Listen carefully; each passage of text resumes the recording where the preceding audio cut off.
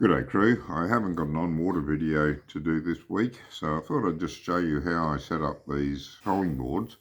I did speak about it a couple of episodes ago, but I thought I'd just do one and you can see how it's done. Now I said you use 40 or 50 pound mono for this, and this one's 50 pound mono, and I'm going to put that on the back of it to the spoon. So the first thing I want is 3 meters. So my arm span is just shy of 2 meters. So there's 2, and a bit more than half, that's 3. That's the first bit I want. Let's cut that off. And this goes onto the board, and you'll see, I hope, I put a little nick in the board there. I just used my bait knife and cut a little nick directly behind that centre hole. That just stops the line from moving away from that centre. I want the line straight down that centre.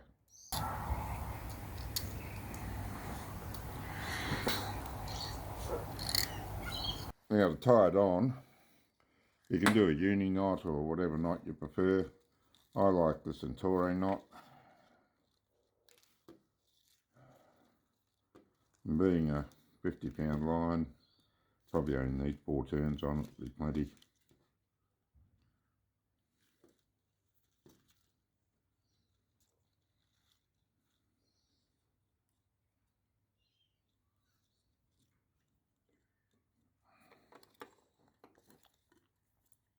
Lube the line with some saliva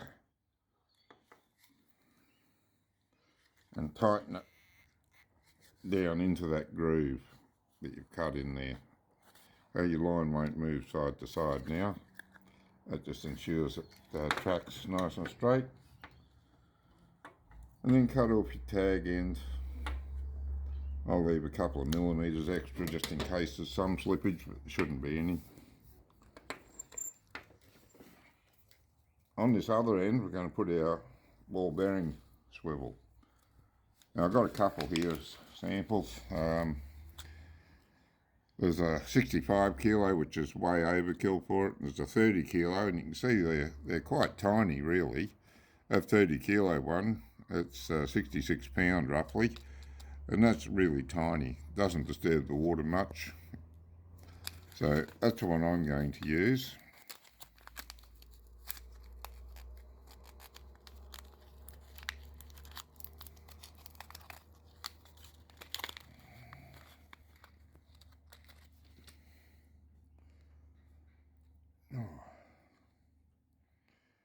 You can see it there, really tiny. I don't think it makes much difference, but I always put the pointy end up first so it drags through the water from the pointy end.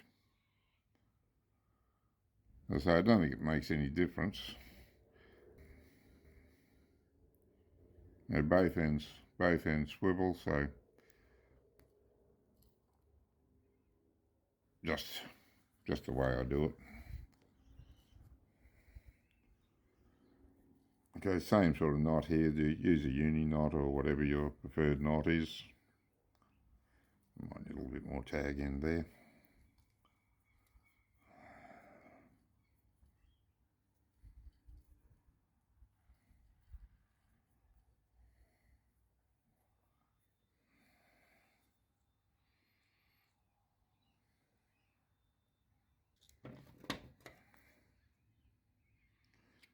Trim your tag end there.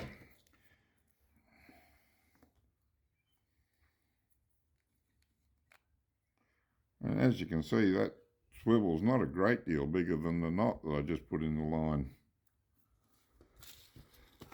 Okay, that's the first part of it. Now, for this next part, we want 5 meters. So, 2, 4, 5. Cut him off there. Tie this onto the other end of the swivel.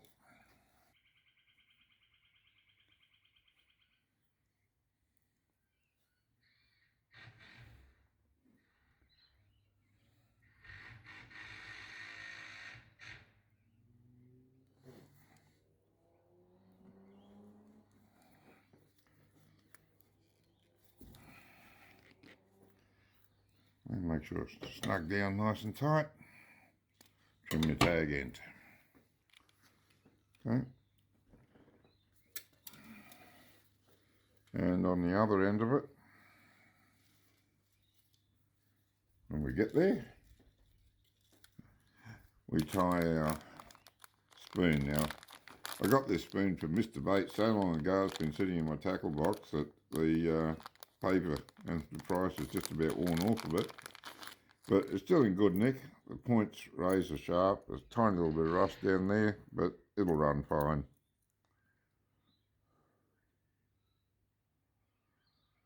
Suppose I should say needle sharp for a point rather than razor sharp, but anyway, it's sharp.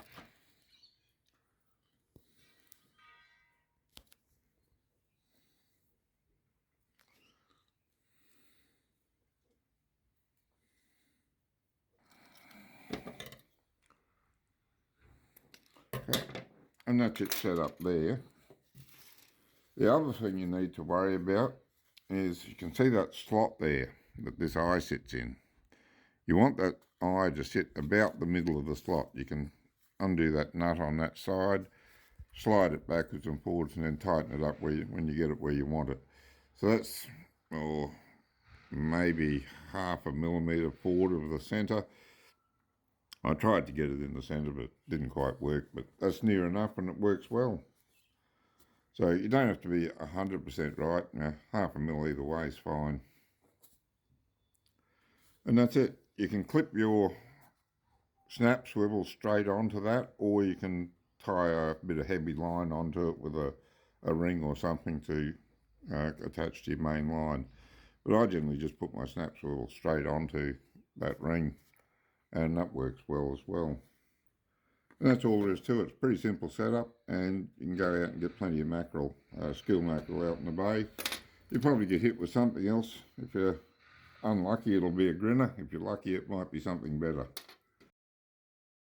Made it, I use these. I've shown you these before. You get them at Bunnings Hardware. They're something that builders use to wrap their string lines on, but they're great for this job as well. I always start with the board and just wrap. Actually, start the other way because it's easier to get it off. Okay, and just wrap the line around there. I usually go around the board to hold it, as well as into that V so that the line doesn't come apart. It's easier when the line's strung up in the water. It's quite easy then. And of course, as you're putting it out, you just unwrap it and throw your lure out into the water so that it goes back away from the boat, just motoring along at a couple of knots. And that's it. You can use any sort of bag, but my wife buys pillowcases, I think, in these bags. And they come in really handy because they're just a good size for this job. One other little thing, I put the hook in so that the point's facing down. It's a little bit harder to get in that way because you've got to be careful the point doesn't go through the plastic, but it's a lot quicker to rip it out when you want to get your line back in the water in a hurry when you've seen something and you want to get the trolling lines out. You can just rip it out without worrying about that point catching on anything. It's a little thing, but it's the little things that count sometimes. And that just keeps it nice and dry and secure, ready for when you want to use it. And I keep it down in one of the lockers on the boat. So that's all for this week. Until next time, good fishing.